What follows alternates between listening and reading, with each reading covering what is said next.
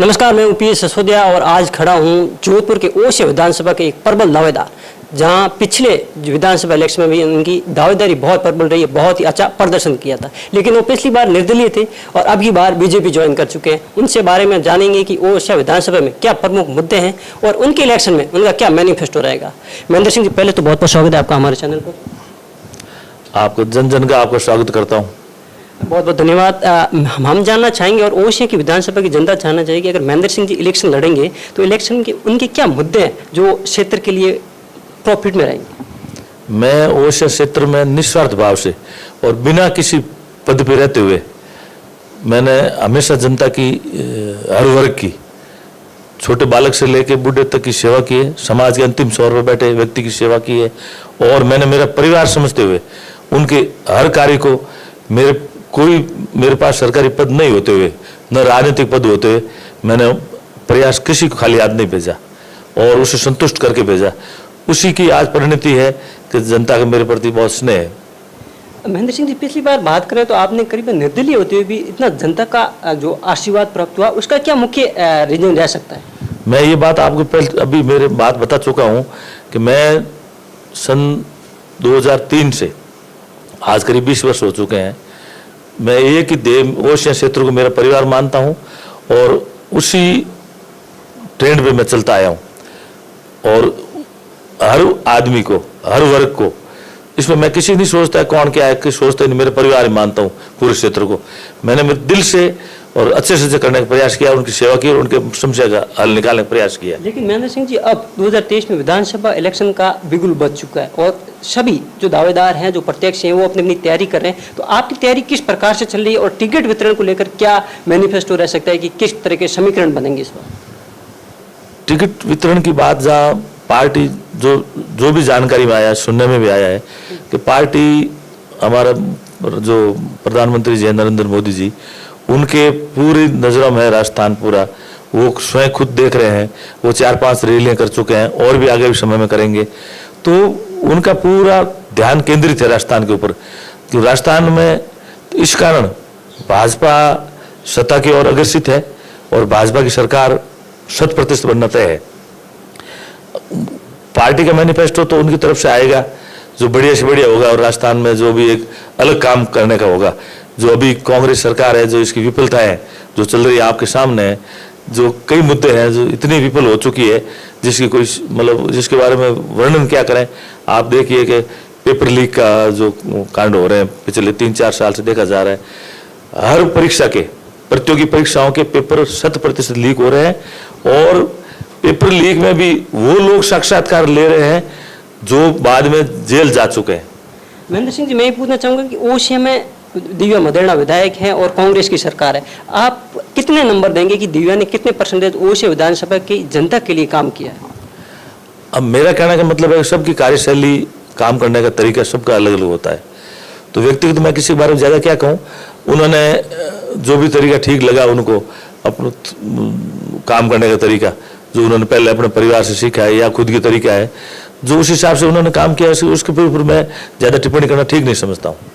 लेकिन अब इलेक्शन के अंदर अब अगर आप विधायक का इलेक्शन लड़ते हैं और जीतते हैं तो आपका मैनिफेस्टो क्या रहेगा कि मैं मेरे क्षेत्र में यही कार्य है जो मैं विधायक बनने के बाद मेरे मैनिफेस्टो में रहेंगे।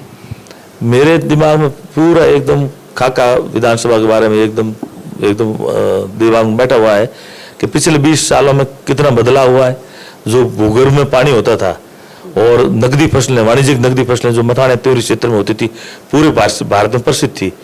जो फसलें जैसे मिर्ची की फसल होती थी, लहसुन की फसल, प्याज की फसल, नकदी फसलें, जीरा, जिसकी बखूबी से प्रसिद्धि थी, तो वो धीरे धीरे जब अंडरग्राउंड वाटर कम हुआ तो फ्लेवर पानी का खराब हुआ, TDS की मात्रा बढ़ी, तो वो फसलें कम होने लगी। तो उसकी पीड़ा मेरे को बहुत ज़्यादा है।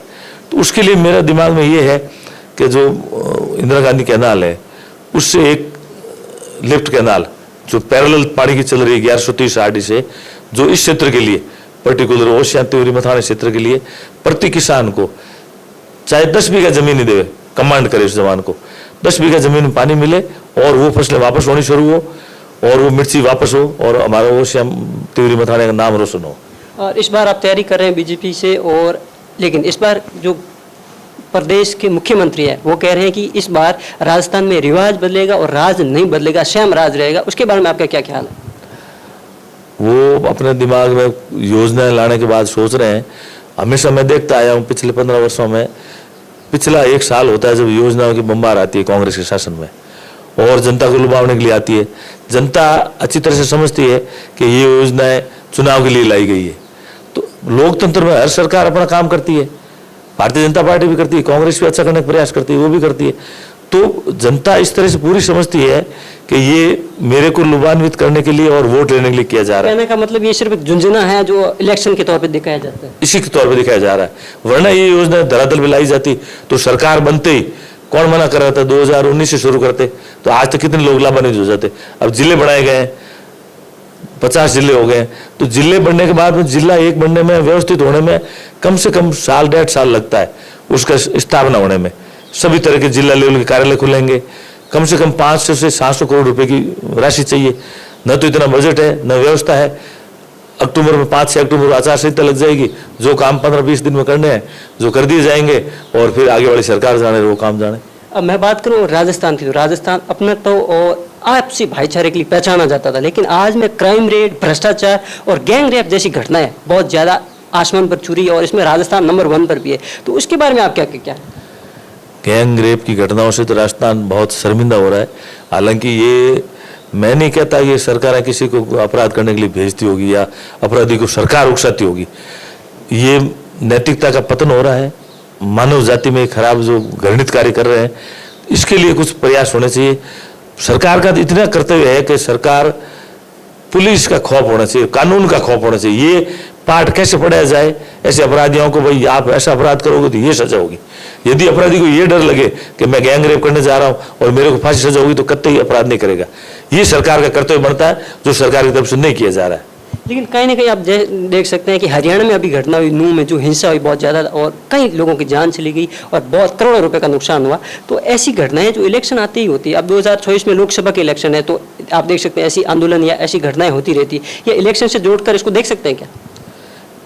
मैं इसमें पूरा नहीं कह सकता कि इलेक्शन से जोड़कर देखा जाए, परंतु जिस समय हुई है इसलिए क्या इलेक्शन नज़दीक है, करीब होने जा रहे हैं, राजस्थान में होने जा रहे हैं और लोकसभा के भी मई अप्रैल में भी होने जा रहे हैं।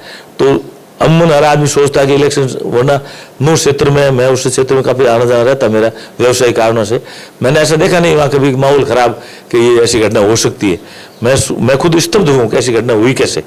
परंतु सरकारों को पास जानकारी होनी चाहिए थी पहले कि भाई ऐसी घटना हो सकती है, इसको कैसे रोका जाए। ये इंटेलिजेंसी की कमी रही है या आपस में भाईचारा जो मनमुटाव है, जो बिगड़ा, सौहार्द बिगड़ा है, उस पर कैसे इसका निपटारा कैसे हुए और भविष्य में बिगड़े नहीं, इसकी तरफ सरकारों को प्रयास करने चाहिए। इस बार है जो जोधपुर से सांसद और केंद्रीय जल शक्ति मंत्री, उनका और मुख्यमंत्री का हमेशा टकराव रहता है। तो उनको तौर पर अब देखा जाए तो गहलोत जी को फर्स्ट टाइम देखा जाए तो कोर्ट में पेश करने के आदेश हुए, उसके बारे में आपके क्या विचार? अब ये उनके ऊपर आरोप लगता रहता है कि उन्होंने करीबन हजार करोड़ का घोटाला किया है। तो क्या आपको लगता है कि बीजेपी में ऐसे नेता भी है जो घोटाला करते हैं? मैं नहीं मानता कि उन्होंने खुद ने कुछ घोटाला किया होगा। अब राजनीतिक रूप से आप कुछ कोई पार्टी है, इतने ओछेपन पे या हल्केपन पे आना नहीं चाहिए। जो आपको कुछ गरिमा, पदों की गरिमा मैं मानता हूँ रखनी चाहिए और छोटी बातों पे नहीं आना चाहिए। तो हम तो जब उनसे बड़े नेता हैं, जो हमारे से बहुत बड़े नेता हैं, उनसे अच्छी बातें हम सीखते हैं, ऐसी बातों हम ध्यान नहीं देते हैं। इस बार बात करूं तो युवा है जो इलेक्शन में काफ़ी महत्वपूर्ण रोल निभाते हैं। तो आपका क्या मैसेज रहेगा युवाओं को कि इस बार किसको वोट करना है, किस तरीके पे करना है? आप देखिए युवाओं की तादाद दिनों दिन बढ़ रही है, भारत युवा हो रहा है। 40 साल तक के लोगों की बहुत संख्या है भारत में, परसेंटेज वाइज देखा जाए तो इनका अहम रोल रहता है। तो मैं हमेशा क्षेत्र में घूमता हूँ, जाता हूँ, आता हूँ, जहाँ भी मेरा वो भी बुलाते हैं मैं भी जाता हूँ। तो पहले उनकी बात को समझता हूँ, सुनता हूँ। जो बेरोजगारी की समस्या है, कुछ रोजगार के क्षेत्र, इस क्षेत्र में भी रोजगार के साधन खुले तो उनको रोजगार मिले। खेलों की तरफ इनकी जो रुचि होती है तो वो भी प्रोत्साहन करने की योजना होनी चाहिए सरकार की तरफ से। हमारी भी यही रहेगी आगे भविष्य में कि खेल की तरफ से अच्छे खेल खेले जाए और खिलाड़ी बने, स्पोर्ट्स में जाए। हर तरीके के जो युवाओं को जो रोजगार अवसर मिलने चाहिए तो ज़्यादा से ज़्यादा उपलब्ध कराने का प्रयास किया जाएगा। मेरा लास्ट सवाल करूँ तो मैं ऐसा क्या है आप में जो बीजेपी आप पर ही भरोसा करके आपको ही टिकट दे? ऐसा क्यों, कोई और क्यों नहीं? वो तो बीजेपी करने के बाद ही पता चलेगा। अभी तो प्रयासरत है, सोच के चल रहे हैं। हमारे कार्यकर्ता भी आशान्वित है कि इस बार आपको मौका मिलेगा। तो इस सोच के चलते इतने सालों से काम कर रहे हैं, इतने वरिष्ठ हो गए काम करते करते, तो सब कार्यकर्ताओं की भी इच्छा होती है कि इस बार आपको मौका मिले।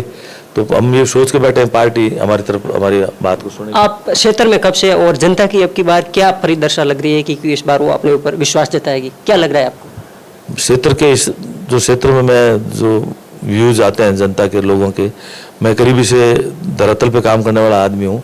तो मैंने देखा है कि बदलाव 100% होगा। उस में इसमें कोई बदलाव 100% होगा। मैंने जहाँ तक सुना है कि महेंद्र सिंह जी सरल स्वभाव के व्यक्तित्व के धनी हैं और जहाँ तक देखा जाए वो दान दाताओं में भी शामिल आते हैं। हर जगह जहाँ पर भूंगरा गैस प्रकरण हुआ वहाँ पर भी उन्होंने दिल खोल कर दान दिया था। इसके बारे में आप कुछ कहेंगे कि हाँ, मैं मेरी बड़ाई नहीं करना चाहता या फिर आप हमेशा हेल्प करने के लिए आगे रहते हैं? नहीं, उसमें बड़ाई का नहीं होता। मैं मानव जाति के प्रति मेरा स्नेह और प्यार प्रेम इतना रहता है, जो आगे कोई कष्ट में दिखता है तो मेरे से आ नहीं जाता है।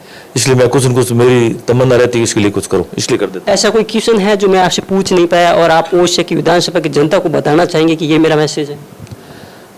आपने करीब करीब क्वेश्चन सब पूछ लिए हैं और मेरा बहुत अच्छा प्रयास रहेगा। यदि पार्टी प्रत्याशी बनाएगी तो जनता के आशीर्वाद से सब कुछ ठीक होगा।